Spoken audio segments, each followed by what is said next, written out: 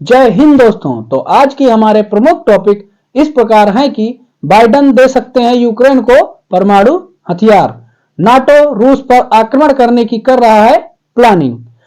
Israel Hezbollah का होने जा रहा है सीज फायर। तो बढ़ते अपने पहले टॉपिक की ओर। तो डेमोक्रेट्स पार्टी के कुछ पर्सनल्स मतलब जो बाइडेन एडमिनिस्ट्रेशन के कुछ पर्सनल्स हैं उनका एक इश्तेहार मतलब एक पैराग्राफ छपा है न्यूयॉर्क टाइम्स में कि हमें अब यूक्रेन को न्यूक्लियर मटेरियल या न्यूक्लियर मतलब परमाणु हथियार यूक्रेन को देना चाहिए या तो फिर यूक्रेन को खुद से बनाने की परमिशन देना चाहिए कि यूक्रेन अब परमाणु हथियार बना सके, जिससे कि रसिया का इन्विजन जो बढ़ता जा रहा है यूक्रेन पर, जो उसकी टेरिटरी को कब्जाता जा रहा है रूस, तो वो थोड़ा कम हो सके। तो ये अभी मतलब उसका बाइडेन एडमिनिस्ट्रेशन के कुछ ऑफिशियल्स का मतलब स्टेटमेंट आया है जो कि न्यूयॉर्क टाइम्स के एक पैराग्राफ में है। तो इसके चलते रूस ने कहा है कि ये सब करके अगर रूस को मतलब यूक्रेन को परमाणु हथियार दिए जाएंगे तो ये वेस्टर्न सिविलाइजेशन को इससे खतरा है, जबकि कुछ एंटी पर्सनल माइंस जो कि यूक्रेन को दी गई हैं तो ये ओटावा कन्वेंशन के मतलब विरुद्ध जाके उसको दी गई हैं, जो कि उसमें मतलब इनकी ट्रीटी है कि ये माइंस किसी को मतलब ऐसे हथियार नहीं दिए जाएंगे किसी भी कंट्री को, किसी कंट्री के द्वारा। जबकि नॉन पॉलिफरेशन ट्रीटी के तहत किसी भी देश से मतलब परमाणु हथियार नहीं दिए जाएंगे किसी देश को, जबकि भारत उसका सदस्य नहीं है नॉन पॉलिफरेशन ट्रीटी का। तो इसमें मतलब ये यूएस का दोहरा चरित्र है, मतलब कि जब भारत ने परमाणु बम बनाया या और देश बना रहे हैं तो उनके ऊपर सैंक्शंस के ऊपर सैंक्शंस लगाए गए और खुद अब यूक्रेन को परमाणु बम देंगे, जिससे कि ये मतलब यूएस का दोहरा चरित्र दर्शाता है। और रूस का साफ साफ कहना है कि ऐसा करके ये जो वेस्टर्न सिविलाइजेशन को है ये डैमेज करेंगे और वेस्टर्न सिविलाइजेशन हो सकता है कि रसिया के मतलब मिसाइलों से, जो कि भारी मिसाइलें हैं, उनसे ना बच सके। तो इससे रिलेटेड और बहुत सारी अपडेट्स आने वाली हैं, क्योंकि जो ये टाइम है 2 महीने का, इसमें मतलब ज़्यादा से ज़्यादा बाइडन हेल्प करने का सोच रहे हैं यूक्रेन को। अभी $9 बिलियन का जो एड है वो भी दिए हैं कि इसके हथियार दें या डायरेक्ट पैसा दें। तो ये मतलब जब तक डोनाल्ड ट्रंप आएंगे उससे पहले ही इतना इस मामले को एक्सक्लेट करना चाहते हैं जो बाइडन, कि डोनाल्ड ट्रंप को संभालने में थोड़ा मुश्किल तो हो कि वो जो खत्म करने की बात कर रहे हैं रसिया यूक्रेन युद्ध, तो ये थोड़ा ज़्यादा मुश्किल पड़ जाए। जबकि उनके डोनाल्ड ट्रंप के बेटे ने ऐसा कहा है, डोनाल्ड ट्रंप जूनियर ने, कि ये बाइडन मतलब हमें जो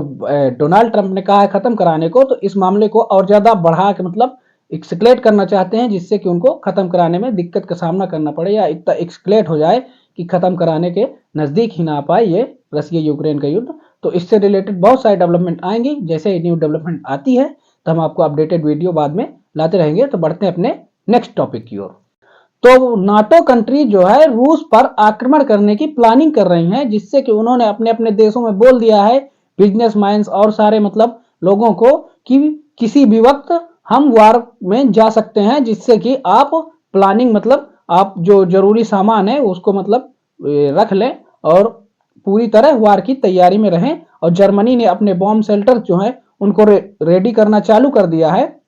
जो कि बहुत टाइम से मतलब बंद ही सा कर दिया था और दूसरे काम में उपयोग करने लगे थे बॉम्ब शेल्टर्स को, जिससे कि कोई बॉम्ब आए और उन पर जो आसपास लोग हैं और जो लोग हैं बॉम्ब शेल्टर्स में चले जाएं तो उनका नुकसान ना हो, तो उनको फिर से बनाना मतलब चालू कर दिया है। और ये मतलब बड़े बड़े जो देश हैं नाटो के, जर्मनी, पोलैंड, फ्रांस, ये सब मतलब उस पर रूस पर आक्रमण करने की सोच रहे हैं, प्लानिंग कर रहे हैं। जबकि पहले रूस की मिसाइल आए उससे पहले ही मतलब ये जहां से रूस मिसाइल चलाता है वहां पर एक डिफेंसिव आक्रमण करके उसको डिस्ट्रॉय कर दे, जिससे कि रसिया इन पर लंबी मिसाइलों से, आईसीबीएम जैसी मिसाइलों से आक्रमण न कर पाए। जबकि रूस के विदेश मंत्री सर्गेई लेवरोव का कहना है कि ये मतलब इसकी नाटो कंट्रीज के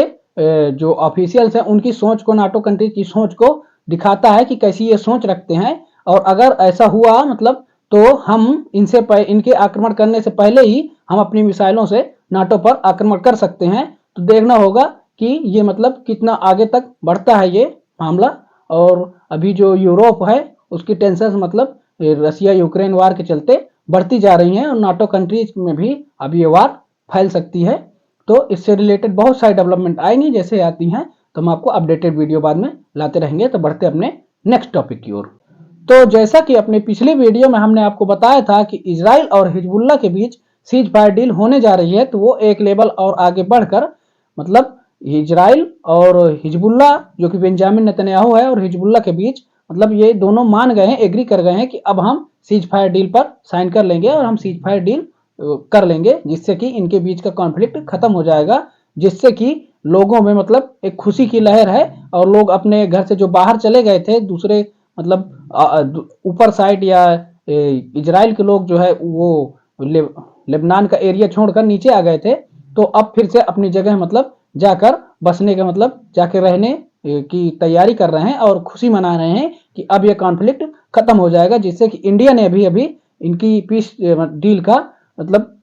वेलकम किया है कि अगर रीजन में शांति रहेगी तो ये देशों के लिए अच्छा है और इनका मतलब बढ़िया रहेगा अगर शांति हो जाती है पीस डील, जो कि टूट हो सकता है, टूट भी जाए, क्योंकि पीस डील कभी कभी टूट भी जाती हैं, जो कि पिछले टाइम अभी इनके बीच 1-2 महीने ही चली थी, ये पीस डील टूट भी गई थी। तो अब लोग जो इजराइल के हैं वो कुछ लोग बोल रहे हैं कि ज्यादातर लोग बोल रहे हैं कि हमें ये पीस डील नहीं साइन करनी चाहिए, क्योंकि अभी हमने इनको पूरी तरह से खत्म नहीं किया है, जबकि बेंजामिन नेतन्याहू का कहना है कि हमारा पूरा फोकस अब ईरान की तरफ है, क्योंकि ईरान ने अभी कहा है कुछ समय पहले कि हम ड्रोन और मिसाइलों से फिर से इजराइल पर हमला करेंगे, तो जिससे कि बेंजामिन नेतन्याहू का कहना है कि हम अब पूरी तरह से फोकस पूरा ईरान पर करेंगे, क्योंकि हमने हमास और हिजबुल्लाह को ऑलमोस्ट खत्म कर ही दिया है और अगर ये ट्रीटी साइन हो जाती है पीस डील की तो सही रहेगा, पूरी तरह से ईरान पर फोकस आएगा। तो इससे रिलेटेड मतलब और कोई भी डेवलपमेंट आती है तो हम आपको बाद में अपडेटेड वीडियो लाते रहेंगे। तो यह वीडियो का अंत। तो ऐसी इंफॉर्मेटिव वीडियो देखने के लिए इस चैनल को सब्सक्राइब करें। तो मिलते हैं हम आपको नेक्स्ट वीडियो में, तब तक के लिए जय हिंद।